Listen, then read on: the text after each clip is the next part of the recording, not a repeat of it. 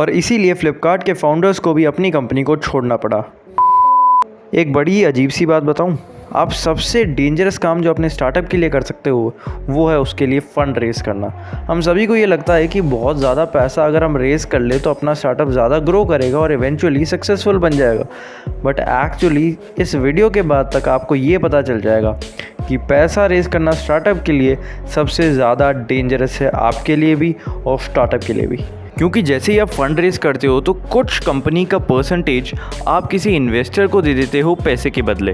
इसका मतलब है कि आज के बाद कुछ परसेंट ओनर वो इन्वेस्टर भी बन गया है आपकी कंपनी का।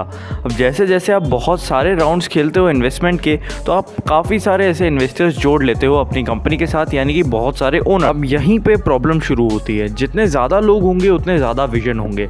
जब आपने अपनी कंपनी शुरू की होगी तो आपके पास एक विजन रहा होगा। जैसा कि शार्क टैंक इंडिया में हमने देखा कि हैमर कंपनी, जो कि एक हेडफोन्स कंपनी थी, अमन गुप्ता के कहने पे इलेक्ट्रिक टूथब्रश बनाने के लिए तैयार हो गई थी। इसका सबसे बुरा इफेक्ट ये हो सकता है कि जो कंपनी आपने फाउंड करी थी, जब उसका आपके पास बहुत ही कम परसेंटेज बचा होता है तो इन्वेस्टर्स एक साथ आके आपको कंपनी से बाहर भी निकाल सकते हैं, इन केस उनको ये नहीं लगता है कि आप इस कंपनी को और ग्रो करवा पाए।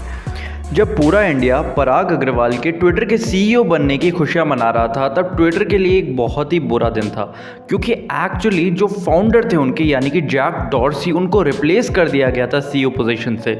माना जाता है कि जैक डॉर्सी से काफ़ी सारे इन्वेस्टर्स हल्के से नाराज़ थे और नहीं चाहते थे कि जैक डॉर्सी इस कंपनी को लीड करे, और उनका रिमूवल इतना इमीडिएट था कि उन्होंने हाथों हाथ डिसाइड कर लिया कि वो कंपनी के बोर्ड को छोड़ देंगे। फॉर एग्जाम्पल, माइक्रोसॉफ्ट में जब बिल गेट्स ने अपनी सीईओ पोजीशन छोड़ी थी, उसके बाद भी बिल गेट्स कंपनी के बोर्ड में बने रहे थे ताकि कंपनी को मुश्किल सिचुएशंस में गाइड करते रहे। ऐसा ही कुछ हुआ हमारी प्यारी Indian e commerce website Flipkart के साथ। फ्लिपकार्ट ने भी अपने दोनों फाउंडर्स बिनी बंसल और सचिन बंसल को रिमूव कर दिया था। एक्चुअली 2015 में जब फ्लिपकार्ट कंपनी बहुत ही बुरा परफॉर्म कर रही थी तब फ्लिपकार्ट के इन्वेस्टर्स ने उन दोनों को उनके रोल्स से हटा दिया।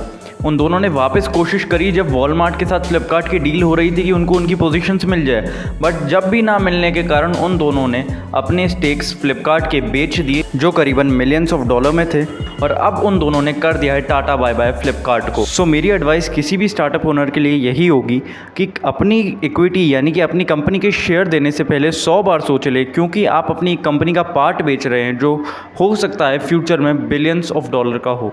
Thank you so much for watching the complete video. ऐसी इंफॉर्मेशनल बिजनेस वीडियोज़ के लिए सब्सक्राइब कर लीजिए हमारा चैनल।